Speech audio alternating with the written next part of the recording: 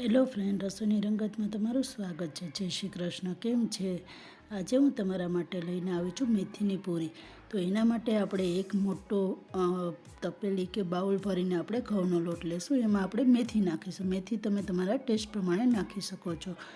1/4 ચમચી આપણે હળદર નાખીશું, નમક નાખીશું સ્વાદ મુજબ, 1/4 ચમચી આપણે મરચું નાખીશું પાવડર, અને 1 ચમચી આપણે અજમોને આ રીતના ક્રશ કરીને નાખીશું।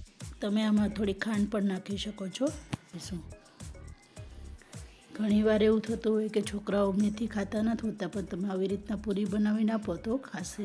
અને 1/4 ચમચ આપણે તીખાનો ભૂકો નાખીશું, અને 1/2 ચમચી જેટલા આપણે કાળા સફેદ તલ નાખીશું, અને એને આપણે સરખી રીતના મિક્સ કરી લઈશું।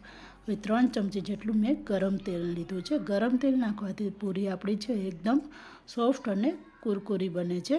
તો જરૂરથી આ ટિપ્સ ટ્રાય કરજો। તમે જોઈ શકો છો આ રીતના મુઠ્ઠી પડતું આપણે મોણ નાખવાનું છે। જો આ રીતના મુઠ્ઠી બનવી જોઈએ લોટની।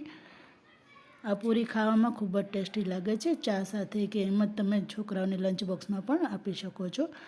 મીડિયમ સોફ્ટ ડો આપણે તૈયાર કરવાનો છે। આ રીતના એકદમ કડક પણ નહીં અને એકદમ ઢીલો પણ નહીં, આ રીતના આપણે તૈયાર કરવાનો છે। હવે હાથમાં થોડું તેલ લઈ આપણે એને સરખી રીતના મસળી લેશું, જેનાથી પૂરી એકદમ આપણી કુરકુરી અને સોફ્ટ બનશે। તમે જોઈ શકો છો આ રીતના। હવે એક મોટો લુવો લઈને આપણે એમાંથી નાના નાના કોઈ મોલ્ડ લઈ અને નાની નાની પૂરી આપણે તૈયાર કરીશું। આ રીતના તમે જરૂરથી ટ્રાય કરજો, ખાવામાં ખૂબ જ ટેસ્ટી લાગે છે, અને આને તમે 15થી 20 દિવસ માટે સ્ટોર પણ કરી શકો છો। હવે આ રીતના આપણે કાંટા ચમચીથી આપણે એમાં કાણા પાડી દઈશું, જેથી કરીને પૂરી આપણી ફૂલે નહીં।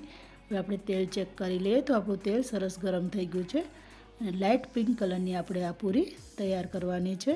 જો તમને મારી રેસીપી પસંદ આવતી હોય તો લાઇક કરો, શેર કરો અને સબસ્ક્રાઈબ કરો। તો તમે જોઈ શકો છો, હું તમને એક પૂરી બતાવું તોડીને, જો તમે જોઈ શકો છો એકદમ કુરકુરી પૂરી બની છે। તમે ચા સાથે પણ આને ખાઈ શકો છો, ખૂબ જ સરસ લાગે છે। તો જરૂરથી ટ્રાય કરજો, અને આવી બીજી કોઈ રેસીપી જાણવી હોય તો મને કમેન્ટ કરીને જરૂરથી કહેજો, અને બાજુમાં આપણે બેલ આઇકન પર ક્લિક કરજો, જેથી કરીને મારી રેસીપીને નોટિફિકેશન તમને જલ્દી મળે। Bye bye friends, thank you.